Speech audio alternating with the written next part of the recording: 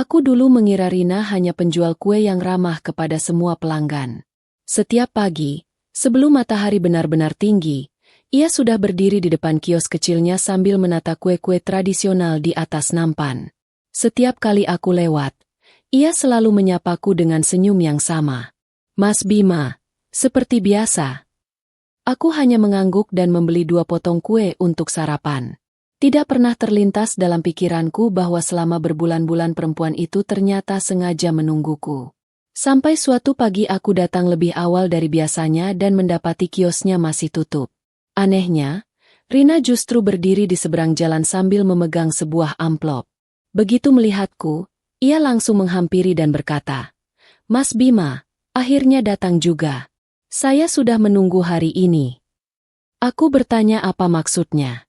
Rina menyerahkan amplop tersebut dan mengatakan bahwa isinya adalah sesuatu yang seharusnya sudah diberikan kepadaku bertahun-tahun lalu.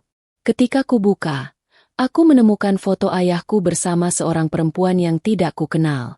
Di belakang foto itu tertulis satu kalimat yang membuatku merinding. "Kalau suatu hari Bima kembali ke kampung ini, berikan foto ini kepadanya." Namaku Bima Prasetyo, 38 tahun. Aku bekerja sebagai teknisi di sebuah perusahaan perawatan mesin di kota Mandala. Setelah bertahun-tahun tinggal di kota, aku akhirnya kembali ke kampung halaman karena ibuku mulai tinggal sendirian. Ayah sudah meninggal sekitar 9 tahun sebelumnya. Aku tidak memiliki banyak kenangan tentang masa lalu karena sejak remaja aku memang lebih banyak menghabiskan waktu di luar kota. Ketika kembali, banyak hal sudah berubah. Pasar yang dulu hanya berupa deretan kios sederhana kini menjadi pusat perdagangan yang ramai. Rumah-rumah lama mulai direnovasi. Namun ada satu hal yang masih sama, yaitu aroma kue tradisional yang setiap pagi memenuhi jalan kecil dekat pasar. Aroma itu berasal dari kios milik Rina. Aku pertama kali melihatnya sekitar 6 bulan setelah pulang. Saat itu aku sedang terburu-buru bekerja. Rina memanggilku dari kios. "Mas, mau sarapan?" Aku berhenti. Ia menyodorkan kue apem hangat. Aku membeli 2. Sejak hari itu, hampir setiap pagi aku membeli kue darinya. Rina selalu tahu pesananku. Kadang aku hanya datang untuk membeli kopi dan kue. Ia tidak pernah meminta uang tambahan. Aku pernah bercanda bahwa kalau terus begini, usahanya bisa rugi. Ia tertawa. Kalau pelanggan tetap, beda cerita. Aku menganggapnya hanya keramahan pedagang kepada pelanggan. Aku tidak pernah bertanya terlalu banyak tentang kehidupannya. Dari orang sekitar aku tahu bahwa Rina adalah seorang janda. Ia memiliki seorang anak laki-laki bernama Danu yang masih sekolah. Suaminya meninggal beberapa tahun lalu karena sakit. Setelah itu Rina melanjutkan usaha kue yang sebelumnya mereka jalankan bersama. Ia tidak memiliki banyak karyawan. Hampir semua pekerjaan dilakukan sendiri. Aku sering melihatnya bangun sejak dini hari untuk membuat adonan, memanggang, kemudian menjualnya sampai siang. Aku kagum melihat semangatnya. Suatu pagi aku melihat Rina kesulitan mengangkat karung tepung. Aku membantunya. Ia sempat menolak, tetapi akhirnya membiarkan aku membantu. Sejak itu kami mulai lebih sering berbicara.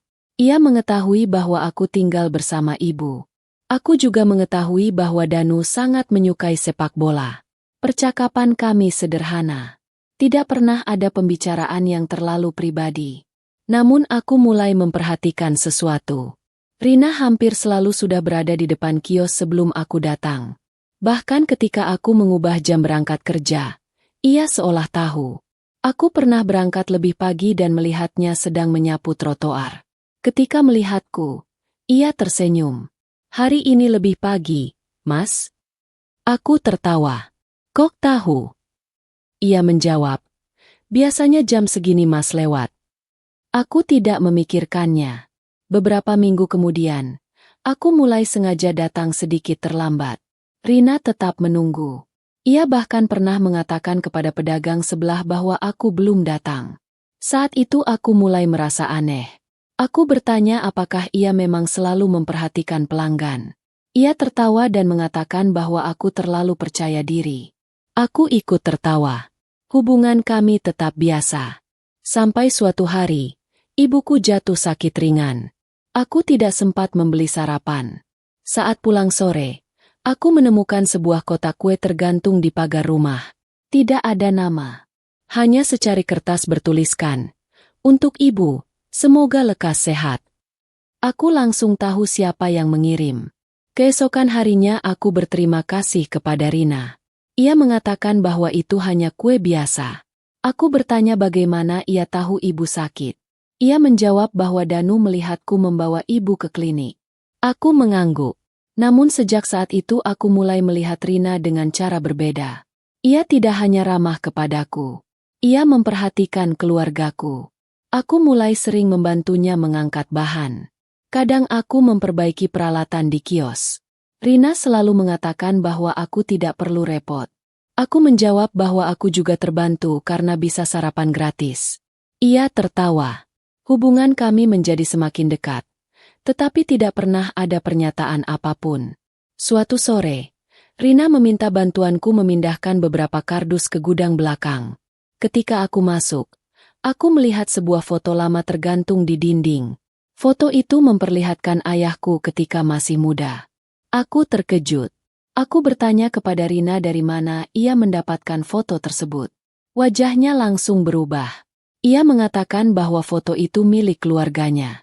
Aku bertanya apa hubungan keluarganya dengan ayahku. Rina tidak menjawab. Aku mulai penasaran. Ia hanya mengatakan bahwa suatu hari nanti aku akan mengetahui semuanya. Beberapa hari kemudian, Rina tidak membuka kios. Aku bertanya kepada Danu. Ia mengatakan ibunya pergi ke rumah neneknya. Ketika kembali, Rina membawa sebuah amplop. Ia mengatakan bahwa amplop itu sudah lama disimpan oleh ibunya. Isinya berkaitan dengan ayahku. Aku semakin bingung. Mengapa ayahku memiliki hubungan dengan keluarga Rina? Apa yang sebenarnya terjadi bertahun-tahun lalu? Dan mengapa Rina selama ini seolah sengaja menungguku setiap pagi? Sampai akhirnya, pada suatu pagi, Rina menyerahkan amplop tersebut kepadaku. Di dalamnya ada foto ayahku bersama seorang perempuan yang tidak kukenal. Aku membalik foto itu dan membaca tulisan tangan di belakangnya. Bima harus mengetahui kebenaran ini ketika sudah dewasa. Aku menatap Rina. Ia menarik napas panjang dan berkata, "Mas, saya sudah terlalu lama menyimpan cerita ini. Dan mungkin sekarang waktunya Mas tahu kenapa ayah Mas pernah datang ke rumah kami." Aku merasa dadaku sesak. Ternyata kedatanganku kembali ke kampung bukan sekadar pulang untuk menemani ibu. Ada sebuah cerita dari masa lalu yang selama ini menunggu untuk terbuka. Rina akhirnya mengajakku duduk di belakang kios setelah semua pelanggan pergi. Ia mengatakan bahwa perempuan dalam foto tersebut adalah ibunya, Bu Sari. Aku semakin bingung karena selama ini aku tidak pernah mendengar nama itu dari ayah. Rina kemudian bercerita bahwa sekitar 20 tahun lalu, ayahku dan ibunya pernah bekerja sama dalam usaha perdagangan bahan makanan. Ayahku saat itu memiliki kendaraan angkut dan jaringan pemasok, sedangkan keluarga Rina memiliki toko kecil. Kerja sama mereka berjalan cukup baik. Namun suatu hari terjadi masalah. Salah satu pemasok membawa kabur uang dalam jumlah besar. Ayahku merasa bertanggung jawab karena mengenalkan pemasok tersebut. Ia kemudian membantu keluarga Rina menutup kerugian. Aku terkejut mengetahui bahwa ayah pernah melakukan hal sebesar itu. Rina mengatakan bahwa ayahku tidak pernah meminta uang kembali. Ia hanya meminta agar keluarganya tidak menjual toko. Beberapa tahun kemudian, ayahku bahkan membantu biaya sekolah Rina. Ia tidak ingin Rina berhenti sekolah hanya karena keluarganya kesulitan. Rina mengatakan bahwa ia baru mengetahui semuanya setelah ibunya bercerita. Ia kemudian berusaha mencari ayahku untuk berterima kasih. Tetapi saat itu keluargaku sudah pindah kota. Ia kehilangan kontak. Bertahun-tahun kemudian, Rina mendengar bahwa aku kembali ke kampung. Sejak itulah ia mulai memperhatikanku. Aku bertanya mengapa ia tidak langsung mengatakan bahwa ia mengenal ayahku. Ia menjawab bahwa ia takut aku merasa tidak nyaman. Ia ingin memastikan bahwa hubungan kami tidak muncul hanya karena rasa berutang. Aku terdiam. Ternyata alasan Rina selalu menungguku bukan karena ingin menjebakku dalam sebuah cerita masa lalu. Ia hanya ingin mengembalikan sesuatu yang menurutnya menjadi hak keluargaku. Aku bertanya apa yang harus dikembalikan. Rina menunjukkan dokumen lama. Ternyata ayahku pernah menitipkan sejumlah uang kepada keluarga Rina untuk digunakan sebagai modal. Karena ayah meninggal sebelum sempat mengambilnya kembali, uang tersebut masih tercatat sebagai amanah keluarga. Rina ingin mengembalikannya. Aku mengatakan bahwa aku tidak menginginkannya. Jika ayah membantu keluarga mereka, aku tidak akan mengambil kembali. Rina menangis. Ia mengatakan bahwa ia ingin menjaga amanah ibunya. Aku akhirnya setuju untuk memeriksa dokumen tersebut secara resmi. Kami menemui notaris dan ternyata uang tersebut memang tercatat sebagai pinjaman lama yang belum diselesaikan. Namun jumlahnya sudah jauh berbeda karena inflasi dan perubahan nilai. Aku mengatakan bahwa aku tidak ingin mempermasalahkan hal itu. Rina tetap bersikeras menyelesaikannya. Akhirnya kami sepakat bahwa sebagian dana akan digunakan untuk membangun perpustakaan kecil di kampung. Aku merasa itu keputusan terbaik. Rina setuju. Kami mulai merencanakan pembangunan perpustakaan. Hubungan kami semakin dekat. Aku mulai sering membantu. Kami mencari buku, menghubungi donatur, dan mengurus tempat. Aku semakin menyukai Rina. Namun aku tidak ingin mengungkapkannya sebelum yakin bahwa perasaan tersebut bukan sekadar karena cerita ayah. Rina juga tampaknya memiliki perasaan yang sama. Ia sering menyiapkan makanan untuk ibu. Danu mulai memanggilku Om Bima. Aku merasa nyaman bersama mereka. Suatu malam, aku bertanya kepada Rina mengapa ia tidak pernah menikah lagi setelah suaminya meninggal. Ia mengatakan bahwa ia pernah mencoba membuka hati, tetapi gagal karena orang tersebut hanya tertarik pada uang hasil usahanya. Sejak itu ia memilih fokus pada anak dan usaha. Aku mengatakan bahwa tidak semua orang seperti itu. Ia tersenyum.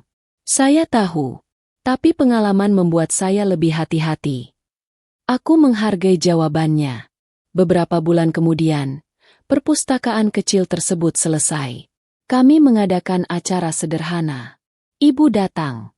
Rina memperkenalkannya kepada ibunya. Ketika dua keluarga bertemu, banyak cerita lama terungkap. Ibu mengatakan bahwa ayah memang pernah membantu keluarga Rina. Aku baru sadar bahwa kedua orang tua kami sebenarnya sudah saling mengenal sejak lama. Setelah acara selesai, ibu berkata bahwa Rina adalah perempuan baik. Aku tidak mengatakan apa-apa. Namun dalam hati aku mulai mempertimbangkan masa depan. Masalah muncul ketika seorang pria bernama Yuda datang ke kios Rina. Ia mengaku sebagai saudara almarhum suaminya. Ia mengatakan bahwa ada aset keluarga yang seharusnya menjadi bagian anaknya. Ia meminta Rina menyerahkan sebagian usaha. Rina menolak karena tidak ada bukti. Yuda kemudian mengancam akan membawa masalah tersebut ke pengadilan. Aku menyarankan Rina mencari bantuan hukum. Kami menemui seorang pengacara bernama Bu Nadia. Setelah dokumen diperiksa, ternyata klaim Yuda tidak memiliki dasar.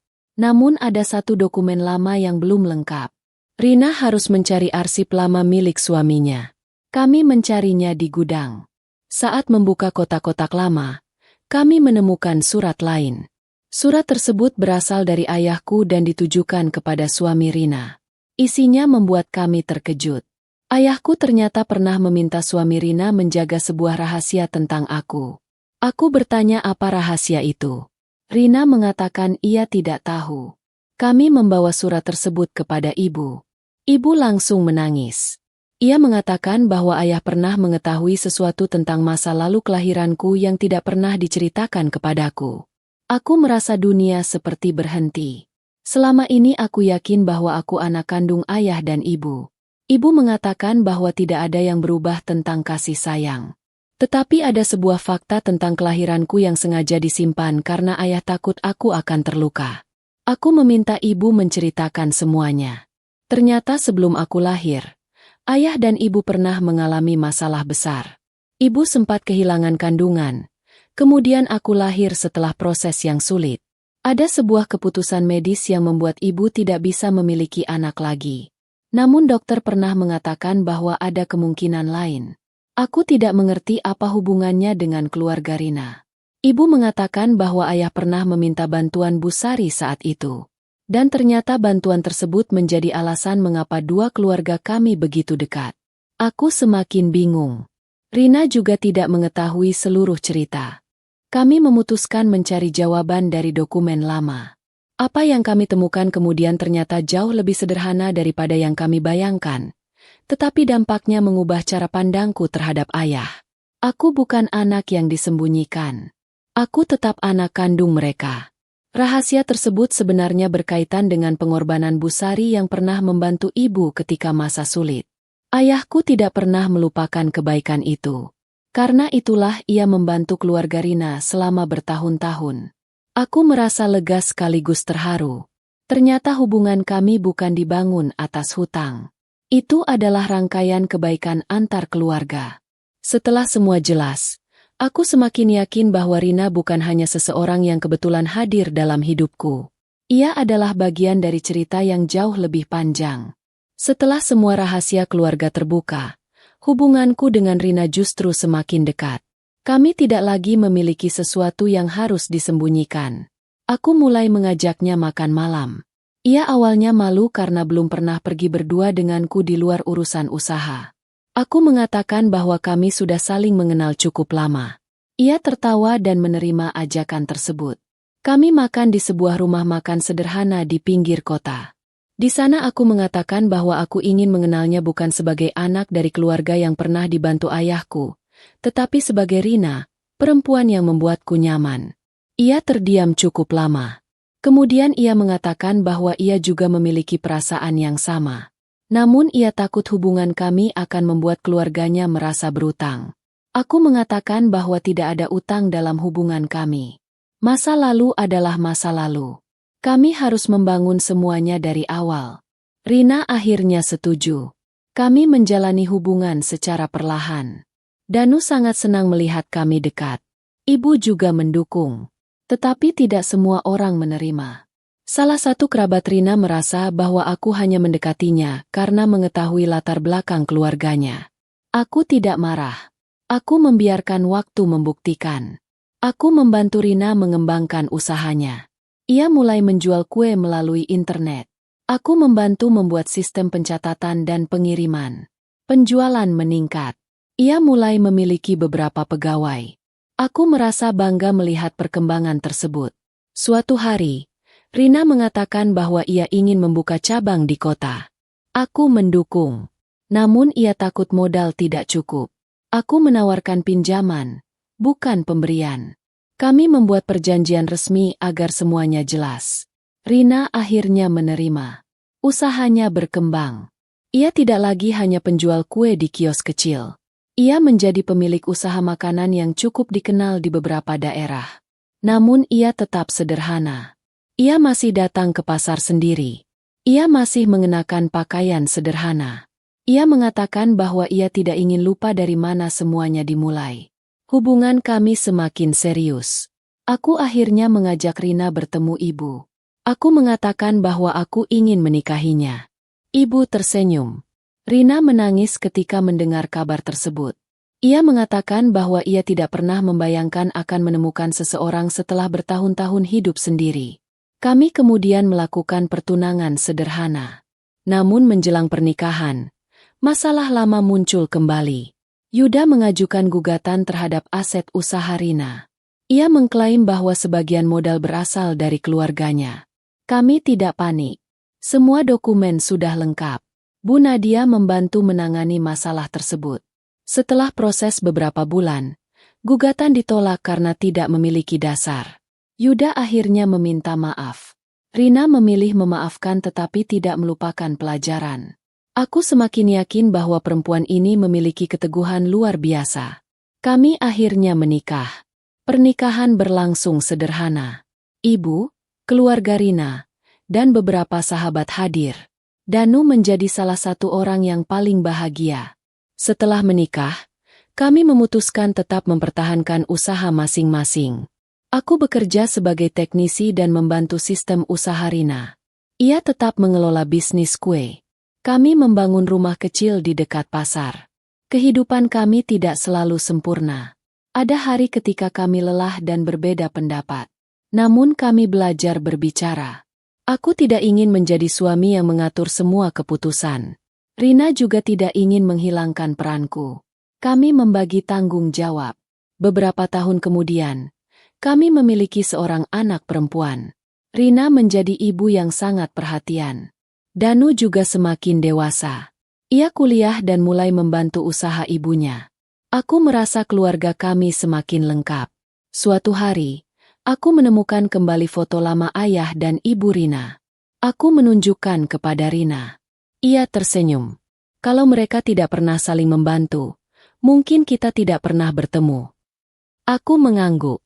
Aku mulai memahami bahwa hidup kami merupakan rangkaian dari banyak kebaikan yang terjadi sebelum kami lahir.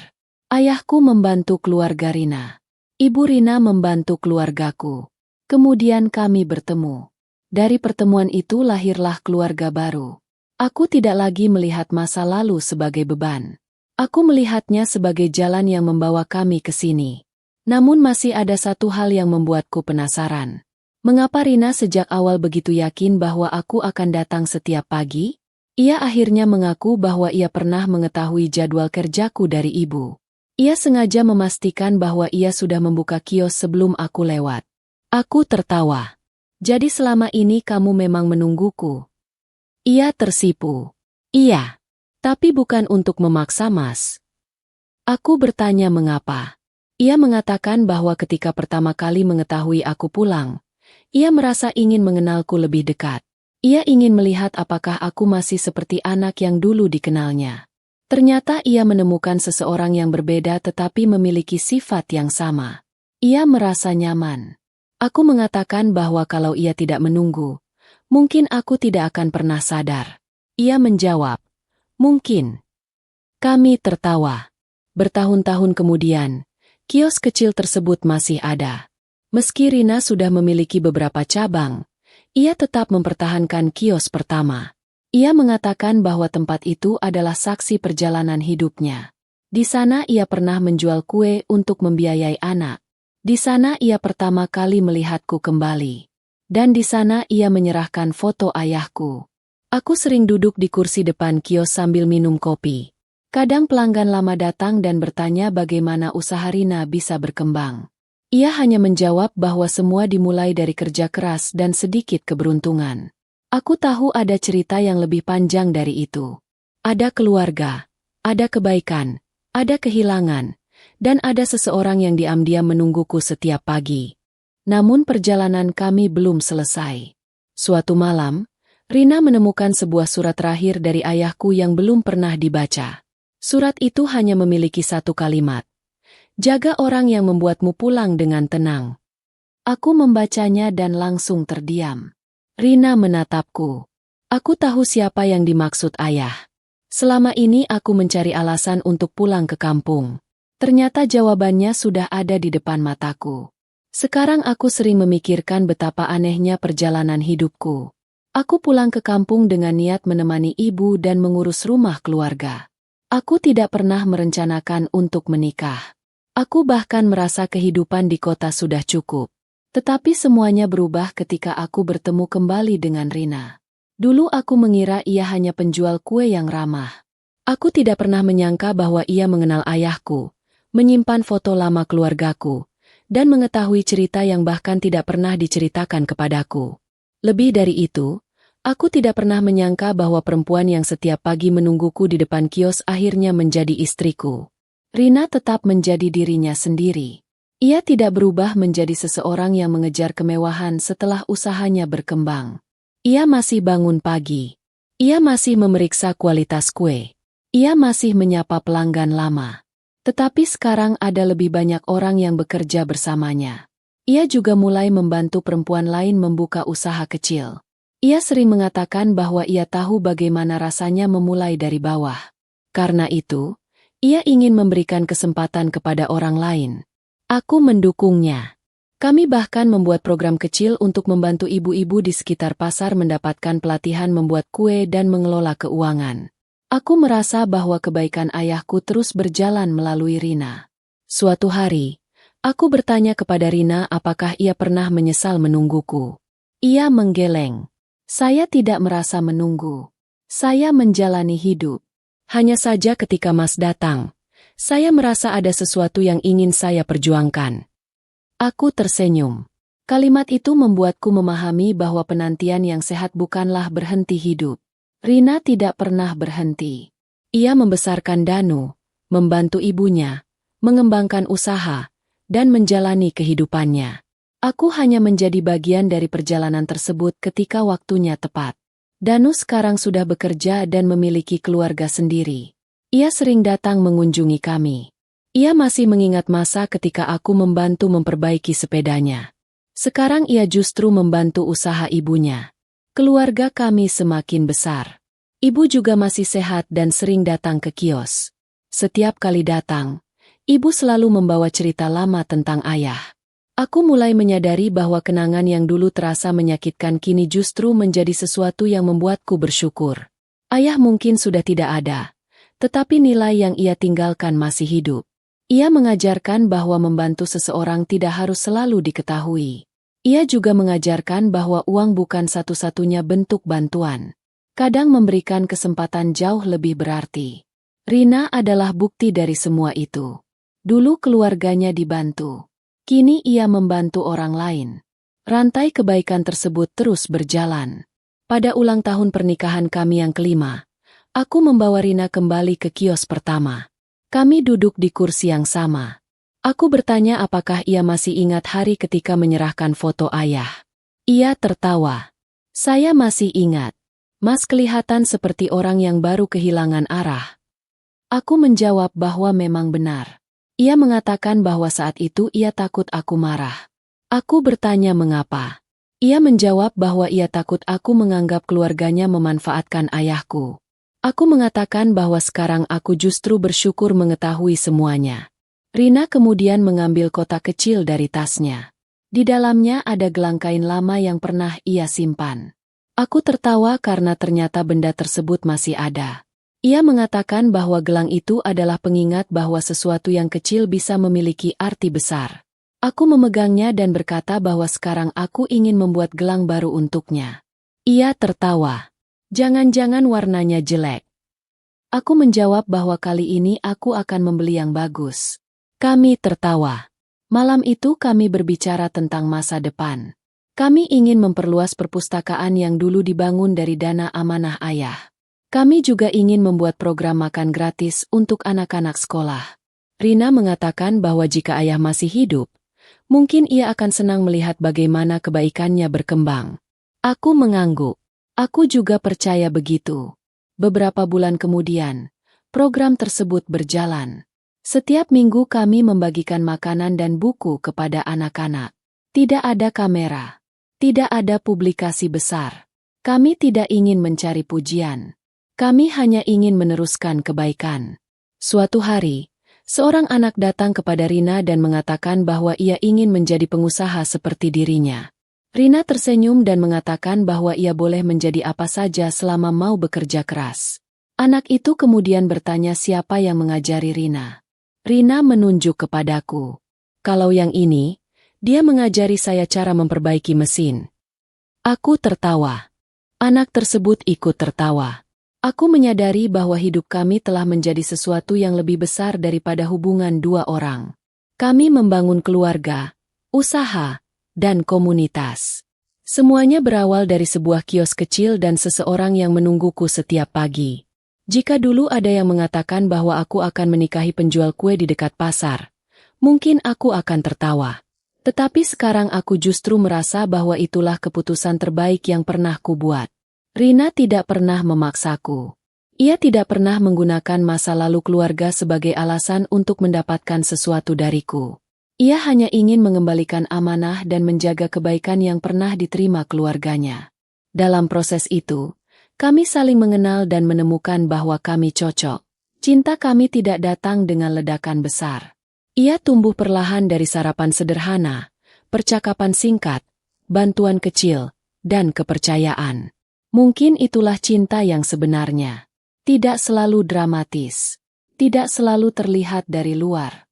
Tetapi terasa kuat ketika kehidupan mulai sulit. Aku sering mengatakan kepada Rina bahwa jika ia tidak pernah menungguku, mungkin aku tidak akan pernah tahu bahwa seseorang di kampung ini menyimpan begitu banyak cerita. Ia menjawab bahwa mungkin aku memang harus pergi jauh dulu agar mengerti arti pulang. Aku tersenyum. Kini aku tahu bahwa pulang bukan hanya kembali ke tempat kita dilahirkan. Pulang adalah ketika ada seseorang yang membuat kita merasa diterima tanpa harus menjadi orang lain. Dan bagi diriku, orang itu adalah Rina. Dulu aku hanya membeli 2 potong kue darinya setiap pagi.